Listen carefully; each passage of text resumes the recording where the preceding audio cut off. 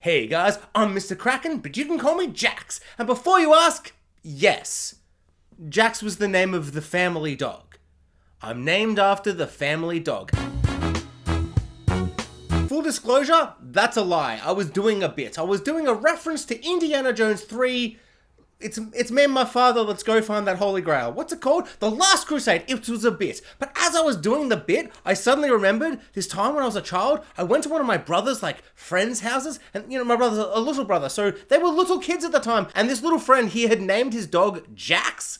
And I was like, why? I don't know any other Jaxes. Sons of Anarchy hasn't come out yet, so I'm the only Jax in the world that I'm aware of. I don't think we had the internet yet, so it was an innocent time. And I was just like, what's going on with this naming situation? And they're like, we named him after you. We loved that name. And it deeply upset me. I'm like, I don't know you very well. You barely know my brother who you're friends with. This is creepy, weird, and just, it's meant to be am I meant to be honored? I'm not honored. It's upsetting. It's so upsetting I thought I would never remember it, but I did forget for about 15 years until I did the Indiana Jones bit. And then, as I took a pause before I was going to, do a cut between the edits and remember what I was going to say about the Indiana Jones 5 trailer, I remembered that. And so now I'm talking about that rather than talking about the Indiana Jones 5 trailer, which I did see and I will discuss momentarily. Let me just, deal with this whole thing because it's bringing up memories from the past and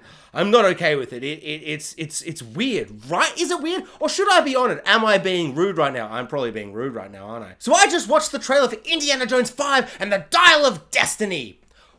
Well, I saw it last week. I saw it last Friday. I even did a reacts video because I was like, I gotta get this channel some new, different content, not just reviews. Reacts videos! But as I did it, I was in a different room in the house, so I couldn't use the mic I use now, which is to the computer. It's connected via some kind of cord or whatever. I'm not a science guy. It's not science, is it? I'm not a technology guy. I'm not really a guy of anything. I like to watch movies and yell about them at a camera, and I've managed that somehow mostly. But I got into another room, used a different camera, different mic. It was a whole thing.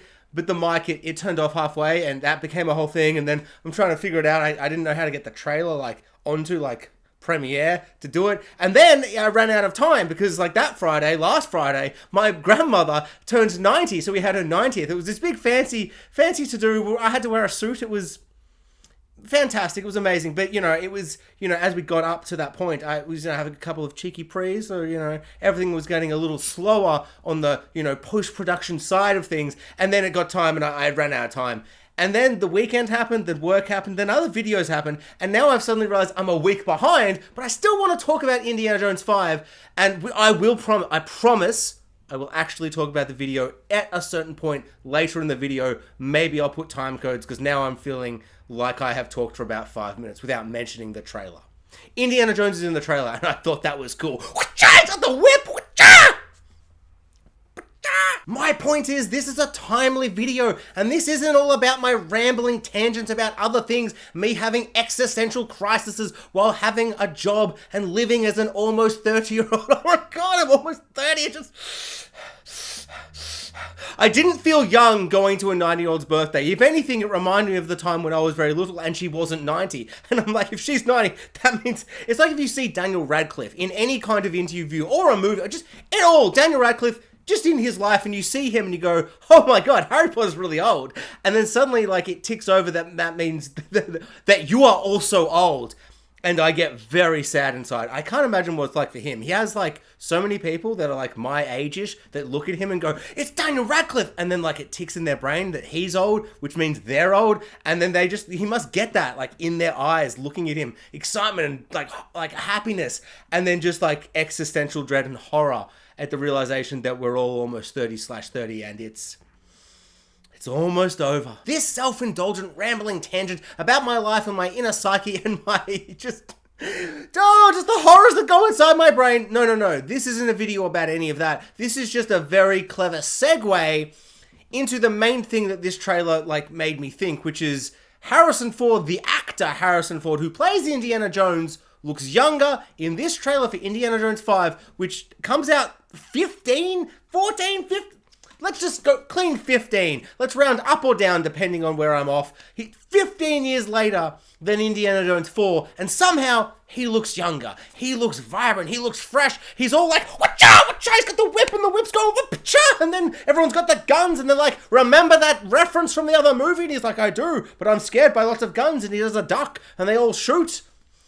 He looks great. My point is, he looks great. He's drinking that sweet Hollywood juice, that Hollywood de-aging juice, that beautiful fountain of youth, that Lazarus Pit juice that they've all just got and they store it in Hollywood somewhere. And if you get a certain amount of fame, you get famous enough, like a Brad Pitt or a Harrison Ford, you just get to drink that juice and you just don't age after a certain point. It's kind of crazy. Like, some actors, like, looked 70 and somehow still look 70, and they must have got the juice then. Harrison Ford, he's looked about 55 for a long time now.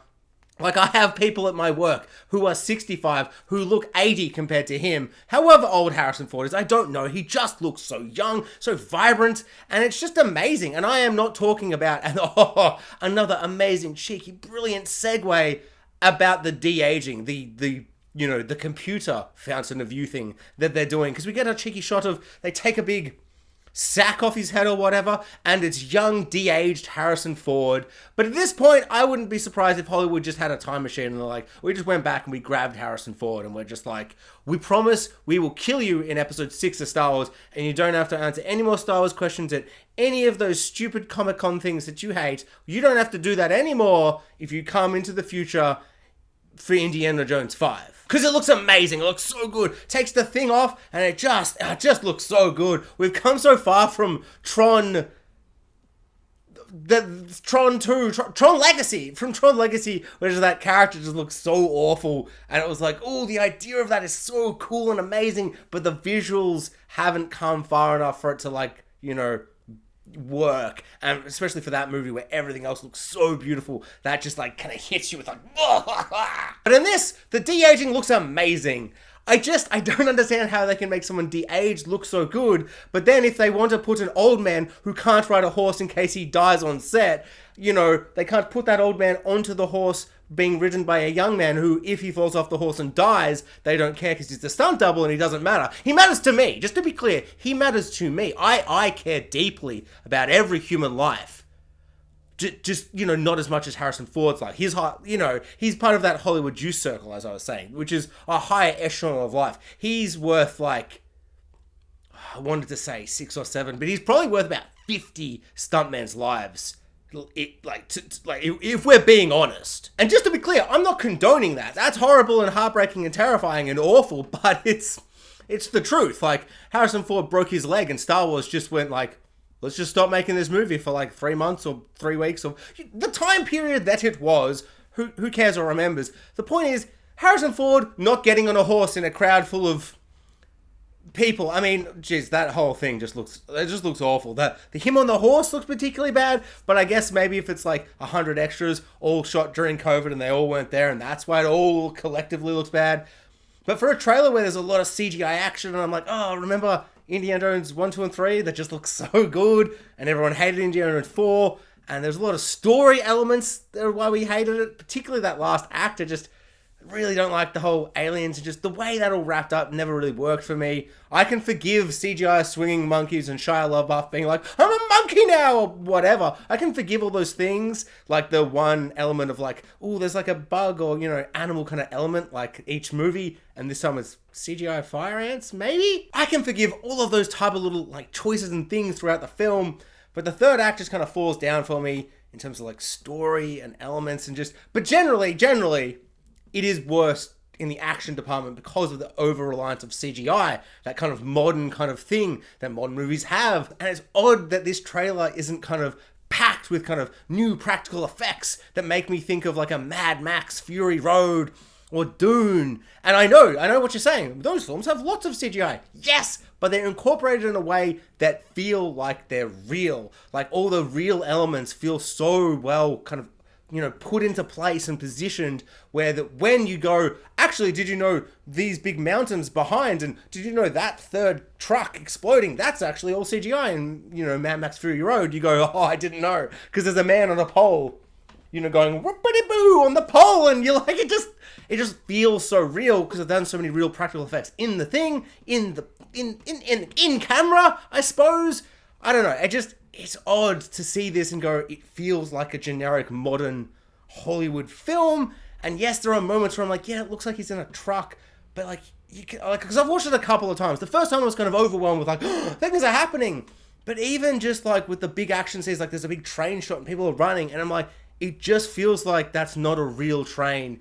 And he might be running along, but it doesn't give me the sense that, say, Mission Impossible 4, 5, 6 give me. It doesn't give me that feel that Mad Max Fury Road gives me. It doesn't give me that feel that Indiana Jones 1, 2, and 3 give me.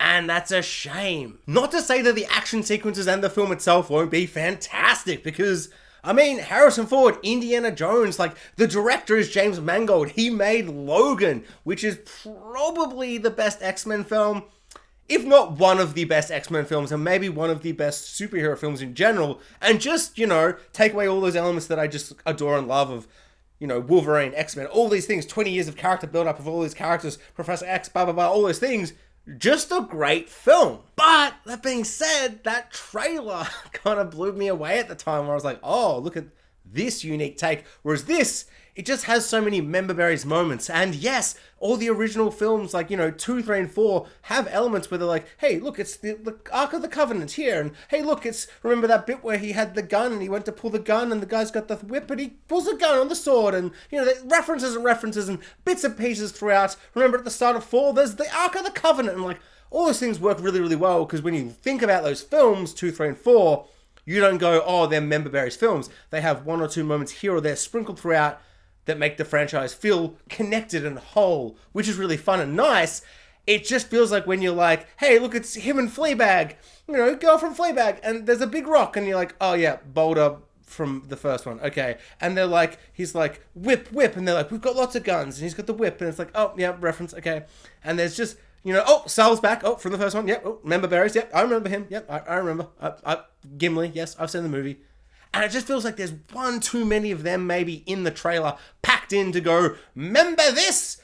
And it just reminds me of Force Awakens trailer, but I feel like it's done in a less emotional way. Like that first Force Awakens trailer was just so powerful and emotional. And I feel like this feels a bit more cynical, but maybe I'm just a bit older and maybe there's just been one too many films like this in that kind of interim between Force Awakens and now Indiana Jones 5 that makes me more of a cynical person, even though before this trailer, couldn't be more hyped, couldn't be more excited. James Mangold, Mr. Logan himself, is going to make this movie. But the trailer, I feel like the reason I'm still excited for this movie is because he's making Indiana Jones, is just a great character. Harrison Ford, loves this character, so I feel like he's going to give it his all. All the cast is really, really good. We've got lots of people. Mads Mikkelsen looks like he's a Nazi or something. We've got Fleabag from Fleabag. We've got that guy from that episode of Doctor Who where he's like, I'm the dream Doctor Who, but evil. Or, more commonly known from Jurassic World Fallen Kingdom, the guy who sells all the dinosaurs to those idiot billionaires, where he's like, get a rifle, put the red dot on the character, you shoot it, and then the dinosaur runs. Don't use a sniper. That's great. That's idiotic to use a sniper. Get a gun that could be a sniper, point a red thing, and dinosaur attack. That guy, the auctioneer guy. Toby Green, Creepy Boy Toby. Let's call him Creepy Boy Toby. All the cast looks amazing. I love this. That trailer leaves me, wanting. The first time I saw it, I went, oh, trailer, things happening in my face. But yeah, as I've sat on it for a whole week, this is very late. This is a late review for the trailer. Yeah, I'm maybe 35% worried, 65% hype. And that 50% of that 65% hype is because I just love to be hyped. Also, the title itself, Indiana Jones and the Dial of Destiny. Not sure how I feel about it. When I first just saw that the trailer was out, I was like, oh, trailer's out, Indiana Jones, trailer. Just looking at my phone, just losing my mind. And then I'm like, Indiana Jones and the Dial of Destiny? I don't know. I was like, okay. I didn't realize this was going to be a Saturday morning cartoon Disney show title. And the Dial of Destiny. I don't know. But over the week, I've just like said it a lot. Like just getting into my brain, like Dial of Destiny, Dial of Destiny, Dial of Destiny. You just kind of like get to that point where like it means nothing. Then you wake up the next morning and you're like, oh yeah, Indiana Jones 5, the Dial of Destiny. And the one thing I do like about it, it's got that double D, that like, what's the word? I could pause the video and find the word, but I don't even know how to describe the thing, like the word I'm looking for. It's what superheroes have, like a Peter Parker, a Billy Batson, a Clark Kent. Oh, that doesn't really work because it's CK, but it's got that. But it's the alliteration. Let's go with alliteration, and if it's a different word, I might have put it here. But it's Friday, so I've actually got plans because, believe it or not, I do have friends and I have a social life. I mean, no one's got back to me yet, but I like that. It's got a bit of a papang kind of sound to it, and eventually it's just gonna be the title of the film because you need it to just have that kind of ring to it, that feel to it, because no one goes, hey, what did you think about Indiana Jones 3? They go, what do you think about The Last Crusade? What do you think about Kingdom... See, it doesn't... Kingdom of the Crystal Skull. Tomb Raider. No, it's not Tomb Raider. It's called Temple of Doom. Raiders of the Lost Ark. Dial of Destiny. It's fine. It's fine. I will come to love it. Unless the film sucks, then I will feel kind of nothing about it. Thanks for watching, guys. Like, subscribe, hit the notification bell, and comment below. I would love to know, what did everyone think of the trailer for Indiana Jones 5 and the Dial of Destiny?